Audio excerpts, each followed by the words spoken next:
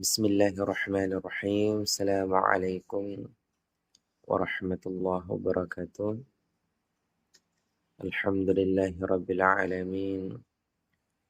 Allahumma salli wa sallim wa barik ala Sayyidina Muhammad wa ala ali Sayyidina Muhammad, amma ba'd. Sebelum kita melanjutkan video ini, perlu kami sampaikan bahwa video ini diperuntukkan untuk orang-orang yang berpikir dan orang-orang yang merasa. Bagi orang-orang yang enggan menggunakan akalnya, yang enggan berpikir, dan yang mati rasa, maka saya sarankan silahkan skip video ini. Ya. Tuan-tuan dan puan-puan yang mulia, ada sebuah pertanyaan yang sangat menarik dari saudara kami. Bertanya, Kang Sukma, apakah yang pertama kali Allah jadikan? Atau apakah yang pertama kali Allah Subhanahu wa ta'ala ciptakan? Apakah kolam? Apakah arash?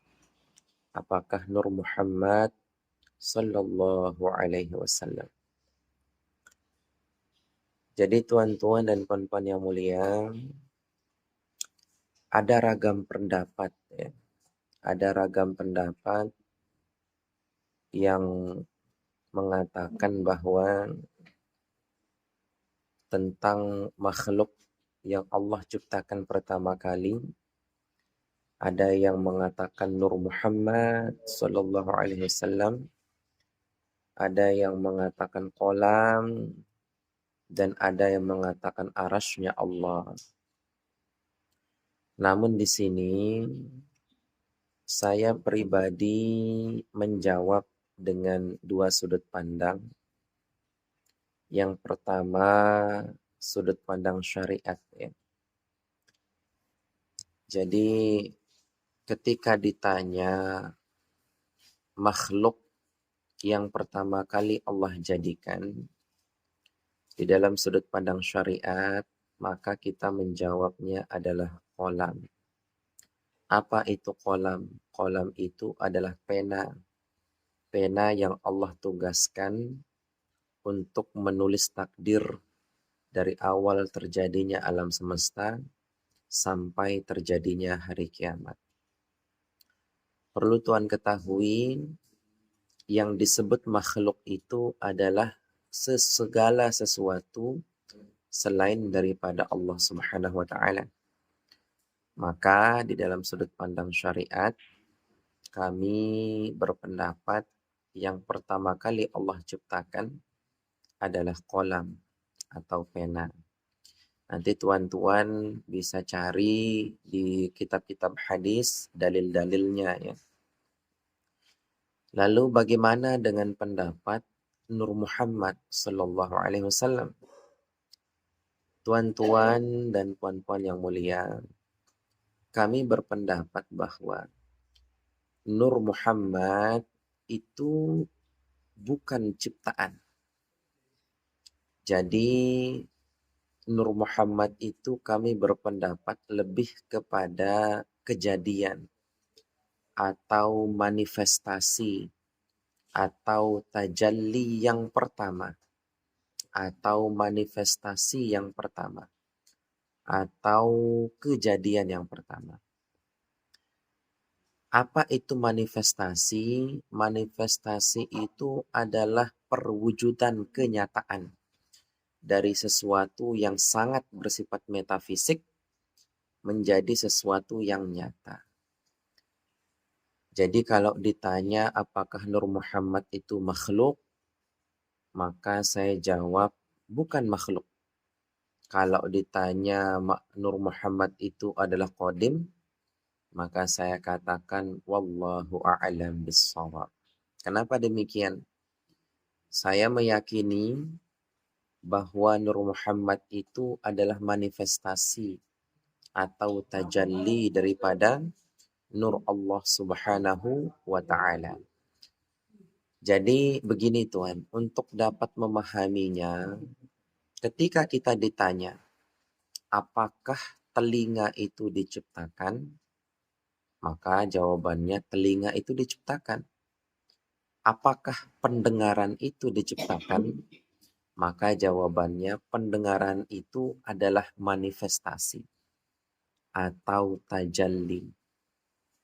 Jadi kalau ditanya lagi apakah mata itu diciptakan? Maka jawabannya mata itu diciptakan. Tapi kalau ditanya apakah penglihatan itu diciptakan, maka jawabannya adalah penglihatan itu adalah tajalli atau manifestasi. Maksudnya seperti apa? Jadi, ketika kita mendengar sesuatu, alat mendengar itu adalah telinga. Tapi yang mengizinkan kita mendengar itu adalah Allah. Tanpa ada kuasa Allah, tanpa ada izin Allah, tanpa ada hidup dari Allah, kita tak mampu mendengar. Sama seperti melihat. Ya. Jadi yang diciptakan atau alat melihat itu adalah mata. Tapi pada hakikatnya kita tak mampu melihat tanpa dilihatkan oleh Allah Subhanahu wa Ta'ala. Maka melihat, mendengar, berkudrat iradat, bergerak, berkuasa dalam badan, hidup, semua itu adalah manifestasi atau tajalli. Artinya menyatakan keadaan Allah Subhanahu wa Ta'ala di dalam diri kita, yang mana kita itu selalu bergantung kepada Allah secara terus-menerus. Seperti kita tidak hidup namun kita dihidupkan oleh Allah.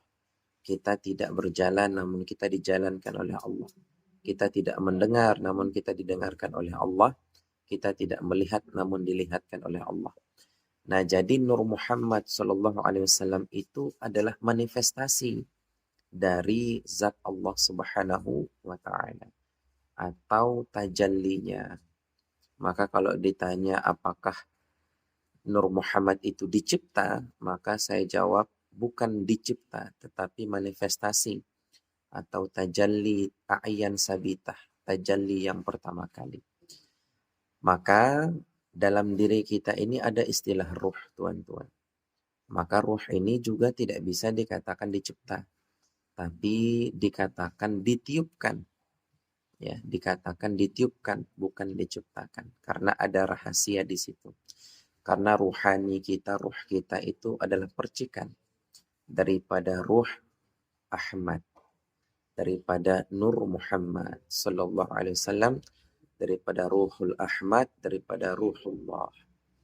Maka tuan-tuan dan puan-puan yang mulia, sesungguhnya kita selalu bergantung kepada Allah dan kita tidak bisa berpisah dari Allah Subhanahu wa Ta'ala. Kemanapun kita lari, maka Allah Subhanahu wa Ta'ala akan selalu menyertai kita. Jadi mudah-mudahan ini saya jawab sangat larut malam. Saya tidak tidur malam ini. Jadi mudah-mudahan bermanfaat terkait masalah Nur Muhammad, qalam dan arasy-Nya Allah.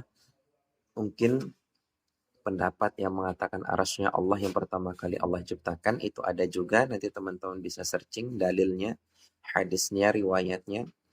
Namun saya pribadi lebih kepada pendapat qalam dan Nur Muhammad Sallallahu Alaihi Wasallam, yang mana qalam itu diciptakan, sedangkan Nur Muhammad Sallallahu Alaihi Wasallam adalah tajalli atau manifestasi.